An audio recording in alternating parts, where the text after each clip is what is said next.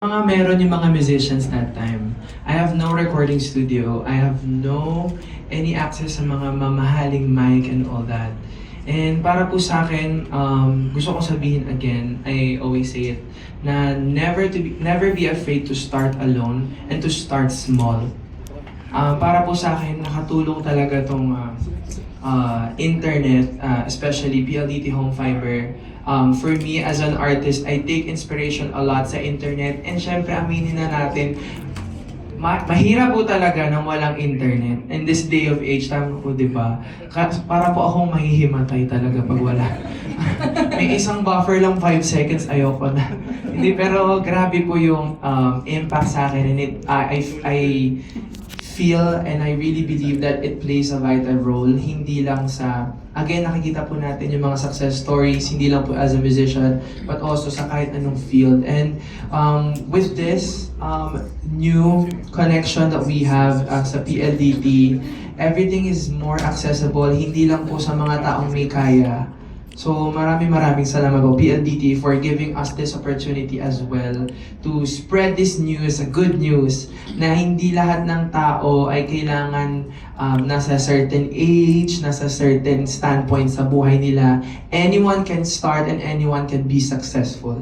Ayan po. Wow. Thank you so much for those inspiring words, Maki. So, gusto ko lang i-dig deeper ng konti dun sa sinabi mo kanina na internet is a very important or vital role sa'yo as a musician. So, from recording demo music in your bedroom and now you're topping charts locally and internationally, your songs very much resonate with people here and of course abroad. When you're writing or you're sharing your music, how do you make sure that you connect with your fans?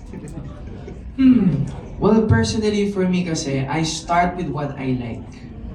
And para sa akin, you need to start with confidence also. Kasi sa internet can be a good place or a bad place. But for me as well, ako para sa akin, mas more on dun sa good, especially when you're trying to pursue something na hindi siya madaling makuha.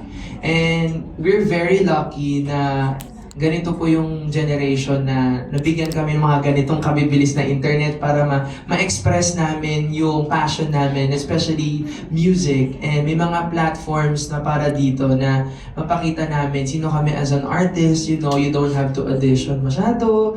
Parang isang one viral video from the internet can take you so many places. And syempre, hindi naman magva-viral yan kung di mo na-upload, di ba? So mahirap na. Sabi ko nga po kanina, nag-upload kami around 6 to 8 p.m. Tapos pag hindi na kami nakapag-upload ng mga ganun, mahirap na makaget ng traction. Tama po, di ba? Oh, okay, tama po. Ninong Ray. Thank you, Ninong Ray. Tama po yun. So, syempre, kailangan po din na very accessible and very fast yung internet for you to upload. And again, we're very honored and very happy to be representing PLDT because para sa amin, ito ang pinakamabilis. And we're thankful na we get to express our talents through the internet because of you guys. Thank you so much. Thank you so much, Maki. So, if I can move on to Ninong Ray naman. Ninong Ray, kamusta? Okay naman. Ay, wala atang sound yung mic. Ayan. Hello. Ayan. Yeah, okay. So, alam naman po natin na super viral ni Ninong Ray sa mga videos niyo on cooking and all that. Ako po mismo, inaabangan ko po yung isusubo niya yung first perfect bite ng mainit pa. Ganon po tayo. Tuwan-tuwa po ako pag nakikita ko yun. So, your viral videos have made a significant impact really. Not just on your life, but also on your fans online. I'm sure dami na namin gumaya ng recipes mo. Pero, tell us about how a video content that surprised you with how much your fans loved it. Alam mo, people often ask me, kasi, paano ba magkaroon ng maraming views? Like, tingin nyo, alam ko. Hindi ko talaga alam eh. Although, syempre, meron kaming framework na nagkatrabaho kami within. May idea kami. Pero in terms of, virality, wala namang may monopolyo ng ng information dyan. Or walang isang taong nakakaalam. Maaaring alam mo yung elements para makuha yung bagay na yun. Kaya mong himayin yan up to the last second, which I often do. Inaaral ko talaga per second. Titingnan ko kung saan magda-drop off yung tingin ng tao, mga ganong bagay. Pero kahit i-apply mo yung mga bagay na yun, hindi talaga siya, sure. Ngayon, meron kaming idea na sineset sa team na hindi tayo magfo-fall dun sa, parang I call it the Mr. Beast trap, wherein itatap mo yung last video mo. Itatap mo siya ng itatap. Hindi mo kaya yun bilang tao eh. Hindi mo kaya yun. So, nag-settle kami na meron kaming rhythm. Meron kaming video na we think will perform well. Meron kaming video na for daily consumption lang. Pero, ano yun, may rhythm siya. Tapos sina-timing namin yun kung saan mas maraming tao. Say weekend ngayon. So, yun dyan namin ilalagay yan. Pero payday weekend, hindi namin ilalagay dyan. Kasi usually payday, wala ang tao sa bahay. So, meron kaming mga ganong data na pina-follow namin. Ngayon, what we realized is, kahit yun nga, i-apply mo lahat ng alam mo sa isang video, hindi siya secured. For example na lang, sa short form, meron kaming isang video na shoot lang talaga namin for 15 minutes. Isa siyang cooking vlog na sobrang basic lang. Literally, nagprito lang kami ng patatas. Ngayon, I think meron siyang 15 million views. Sobrang sa internet kasi, yung effort na pinasok mo does not equate dun sa pag-consume ng tao sa kanya. So hindi dahil masyado pinaghirapan yung video na to, i-consume na siya ng tao. So what I tell people is, upload ka, aralin mo, like intindihin mong mabuti. So, meron kami mga video, for example, meron kami nagluto kami ng ostrich, okay naman siya. Like, isang 22-year-old na ostrich, niluto namin, which we thought, magva-viral ng matindi. Nag-perform naman siya well, pero hindi. Bakit? Sinubukan namin i-analyze. Kasi hindi siya relatable. Ano siya? May spectacle siya, pero hindi siya relatable. People watch me kasi yung mga naluluto ko, pwede na lutuin. Tapos yung patatas, na pinarito ko lang, na walang ka-effort, nag-15 million views. Hindi namin inasahan talaga. So ngayon, mula dun sa mga data na nakuha namin, tatry namin mag-work doon. So, hindi talaga wala talaga sikreto. What I tell people is be consistent. Be consistent lang talaga. Like, kahit anong mangyari, may sakit ka man ngayon, make sure na may upload ka. Paano mo gagawin yan? Kailangan, mag-shoot kayo ng batch. And kapag nag-shoot kayo ng batch, tapos batch upload din yan, medyo yung mga nakakonect sa bahay nyo, kung medyo mabagal-bagal internet nyo, magre-reklamo na yan. Bakit ang bagal ng internet ko? Kasi ganun kami, tsaka isang video file namin sa long format, it's like around 50 gig, isang long format video namin. So kailangan talaga namin ng stable na internet. And again, maraming salamat sa PLDT kasi hindi nyo kami pinapalya, kaya kami laging consistent. Hindi pwedeng ikaw lang ang consistent, kailangan yung mga partners mo rin sa negosyo ay consistent. Kasi paliwanahin ko ikaw lang eh. I mean, kaya mo bang isalaksak sa lalamunan ng internet yan kung wala namang internet? Hindi eh. Hindi talaga eh. Tapos, usually mga businesses, dalawa ang internet connections yan. If in case mag-fail yung isa tulad sa amin, kailangan namin talaga ng internet. Tigil trabaho kung wala kaming internet. Pero dahil sobrang consistent, isa lang talaga linya namin. PLDT lang talaga. Kaya again, maraming salamat sa inyo. Kung walang PLDT, wala tayo dito ngayon. Thank you. Wow, hindi mo scripted yun Pero, so natutunan po natin kay Ninong Rai, mag-print po tayo ng patatas. Hindi po, biro lang. Is being, of course, consistent with what you do, your passion, and of course, having the right tools at your home to be able to produce those videos, to be able to continuously learn what you can do to make the video better or trend or yung mga templates na pwede niyong gawin for your next videos and the batch videos as well. So it's really not a one-man team basically. It's your whole team, consistent effort from everyone, continuous learning, and syempre, the right tools at home. Okay. Susie, ready ka na? Ang cute ni Susie, no? Okay. So, you started out as a solo streamer before. Solo streamer ka dati. Actually, nag-start po ako na meron nung nagsusupport behind me. O, tignan niyo, mali pala itong script po. Medyo pa lang po, joke lang. So, you started as diba? Binasa ko lang po yun. So, may ano ka na pala, may kasama ka na before. And now, you're leading the entire esports community. as the CEO of Rumble Royal. Isipin niyo yun, grabe! Kay Rumble Real din po yung nag-support sa akin. Oh, Way back then. grabe. Sobrang achievement. What is your biggest turning point that made you realize you can do more and successfully build opportunities for other esports aspirants, especially as a girl in the male-dominated industry? Oo. Actually, I would like to thank muna kayo guys who organized this campaign. Kasi without you guys, we're not gonna be able to share this story, inspiring story. Kasi many of us guys, like, napanghihinaan ng loob mag-umpisa. Pero we're like you guys, nag-start kami from wala. So, yung pagkapunta ko sa career path na meron ako right now, it's actually accident. Hindi ko siya in-expect. Kasi gamer lang din talaga ako na nag-aaral before.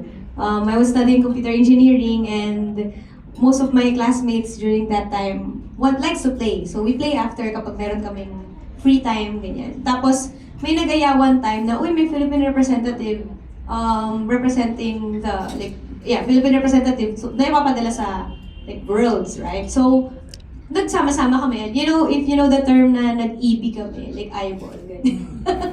So, nag-meet kami, nanonood kami, tapos naglaro kami magkakasama. So, sa isang bahay, kanya-kanya kami dala ng PC.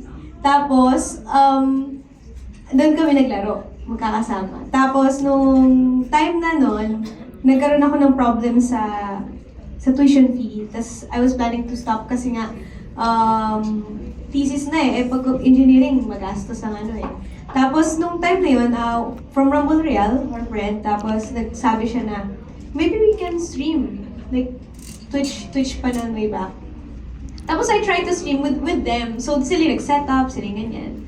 Tapos, ang ginagawa pa namin doon, nagpa-connect kami ng internet. Tapos, wala pang fiber back then. So, we have 2 PCs uploaded for download.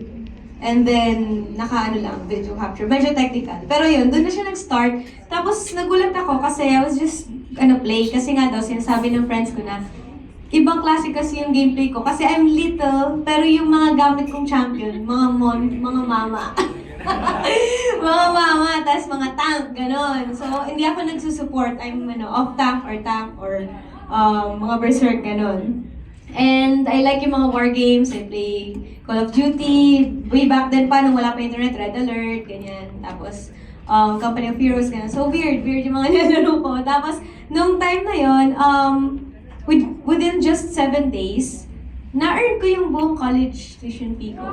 Yeah, so sobrang sobrang wow kasi minsan pinapakanta nila ako Lupang Hinirang habang naglalaro. Kakantahin ko talaga kasi I will donate 200 USD sing while playing. Ganun. So wala naman akong alam kantahin, kundi happy birthday Lupang Hinirang. So doon siya naging very entertaining. Tapos pumasok sa isip ko, to answer the question, what's next?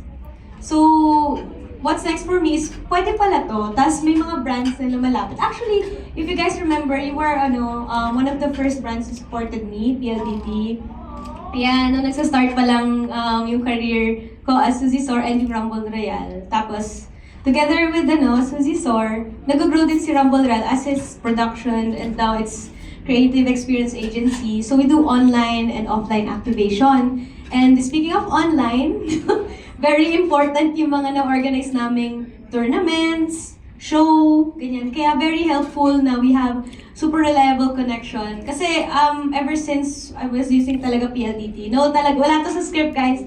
It's just really PLDT talaga ever since, kahit sa personal namin. Tapos, very reliable and hindi kami nagkakaproblema when it comes may event kami. Ganyan. So, yun. Yan, that's the starting point na, I can do more, I can share more, ganyan. So, yeah. Yan. I hope I answered. Aww. Yeah. Sobrang inspiring ng tatlong guests natin, really on how you started, how you're doing, how you're continuously learning with their tools at home. So, with that, I'd like to direct 2 questions naman to our PLDT bosses naman. So, for Sir B-Boy, we just heard some of the amazing success stories about Sir Ryan, Maki, and Suzy Zor. From PLDT Home's perspective, how does Home Fiber Prepaid make it easier for aspiring creators to take that crucial first step para sumakses? Actually, I could answer that with 2 letters. A and A. Yes, first A is accessibility. Yan, minention po ni Maki kanina, access, di ba? And related to accessibility is, sinabi ni Ninong Rai, consistency. Now for aspiring content creators, access to broadband connectivity is paramount, no? Because that's a enabler of you to be able to ply your craft, for you to be able to show, online what you want to show the world, what you do, and having a consistent broadband connection is really key. And the second one, another one, A, that one is affordability. Ngayon, pinapag-usapan po natin aspiring. So mga new and upcoming po na content creators. And alam naman po natin, not all new content creators are that well off who can afford a long-term commitment when it comes to their broadband needs. Some, if you look at the plans out there, may mga 2 to 3 year commitment. Tapos buwan-buwan, kailangan mo magbayad ng 2,000, 3,000 sa internet. Now, the beauty of having PLDT Home Fiber prepaid is that it gives you the flexibility when it comes to your broadband needs. Kung kailangan mo lang ng isang araw, mag-upload ka ng content, di ba, pwede ka mag-top up for as low as 50 pesos. Di ba? If, for example, you have some project that you need to do in 7 days or 15 days, you can also do that. You don't need to pay for 1 whole month. So that is the beauty of having a prepaid fiber connection. Thank you.